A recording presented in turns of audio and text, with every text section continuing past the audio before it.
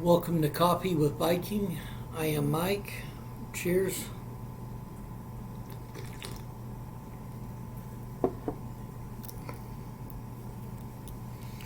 Prophets on alert.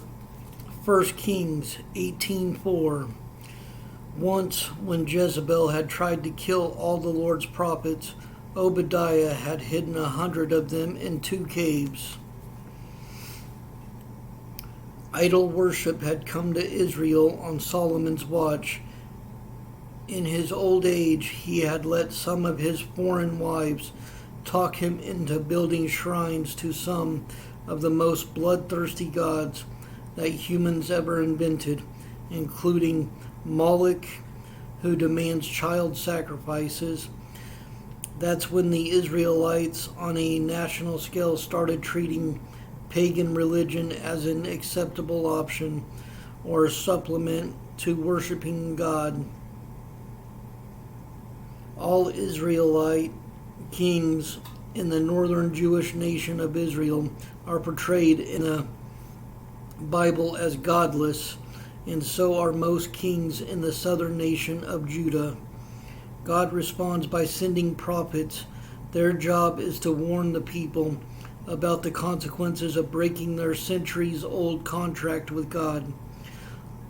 Line item 1 in the contract is don't worship any god but the Lord. Failure to comply will produce tragedies that will make the 10 plagues of Egypt look like a slight inconvenience. Elijah is one of the first of these prophets. He lives in the northern Jewish nation during the reign of King Ahab, who was married to a foreign woman, Jezebel, formerly a Phoenician princess from what is now Lebanon. Jezebel wants to wipe out the Jewish religion and replace it with her own, which reveres Canaanite gods such as Baal. So she creates an 850-member Congress of pagan prophets, which she helps fund. Then she begins exterminating Israelite prophets, forcing the lucky survivors into hiding. Some live in caves.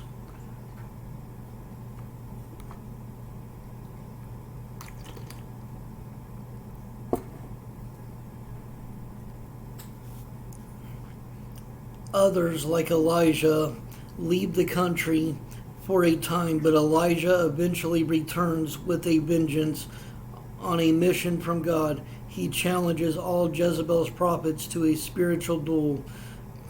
They meet on a hill in the Mount Carmel range, one prophet against 850. The challenge is to call down fire from the sky to burn up a sacrificed bull. That's right up the alley of Baal. And God, who is sometimes pictured with thunderbolts in his hands as the God of fertility in family, flocks, and field, he's considered the source of rain that keeps everything alive. Jezebel's prophets pray all day. They dance, they scream, and even cut themselves to get their God's attention. 1 Kings 18:27. Perhaps he is daydreaming or is relieving himself.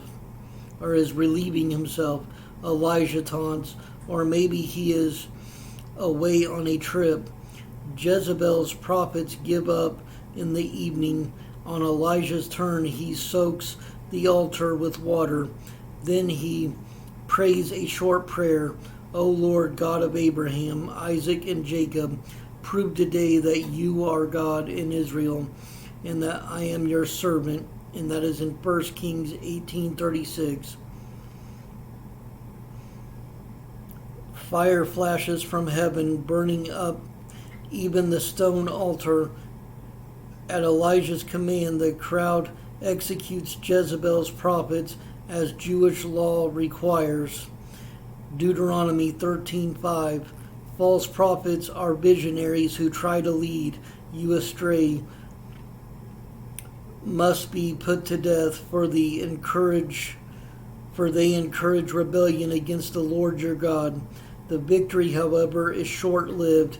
King and queen continue worshiping false gods, and most of the nation follows their lead.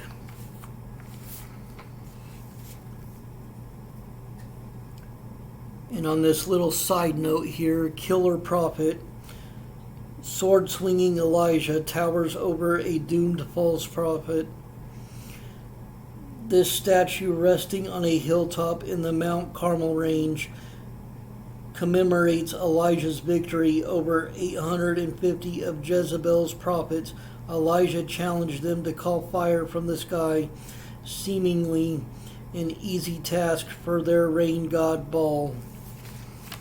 And here's a picture of the statue.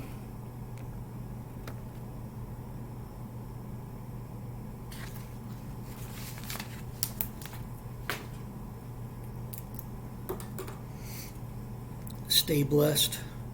Stay caffeinated. Much love.